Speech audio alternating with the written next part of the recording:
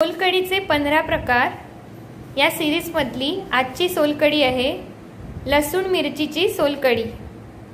त्यासाठी लागणारे साहित्य: एक मोठी वाटी ओल्या नारळाचं खोबरं, 6 कोकम 1 वाटी पाण्यात मीठ घालून भिजवत ठेवलेले आहेत। साधारण 10 ते 15 मिनिटं कोकम अशी भिजवत ठेवायची आहेत।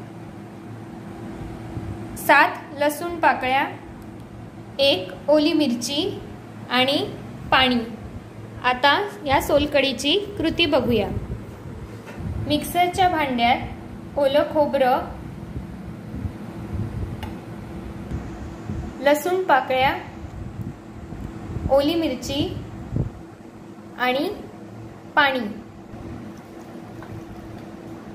हे सर्व एकत्र वाटून घ्यायचे आहे।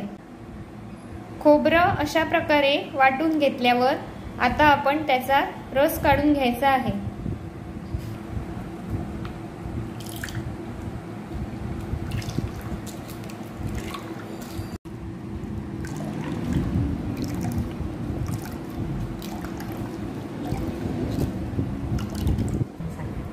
अशा पद्धतीने व्यवस्थित रस काढून घेतल्यावर पुन्हा एकदा हे खोबरं मिक्सरच्या भांड्यात घालून वाटून घ्यायचं आहे।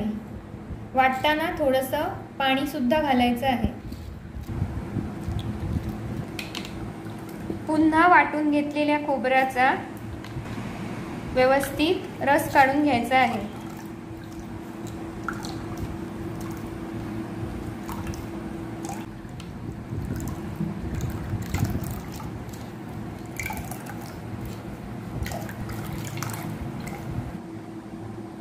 खोबऱ्याच्या रसात भिजवलेली कोकम घालायची आहे आणि सोलकडी एकदा व्यवस्थित ढवळून घ्यायची आहे।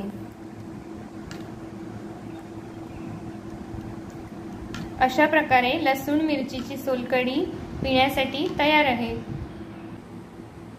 लसूण आणि मिरचीचं कॉम्बिनेशन हे आरोग्यासाठी खूपच उपयुक्त आहे आणि म्हणूनच ही सोलकडी पचनाला खूप मदत करते। त्यामुळे ही सोलकडी नक्की करून पहा आणि अशा सोलकडीच्या अनेक प्रकारांसाठी राशीज किचनला त्वरित सबस्क्राइब करा।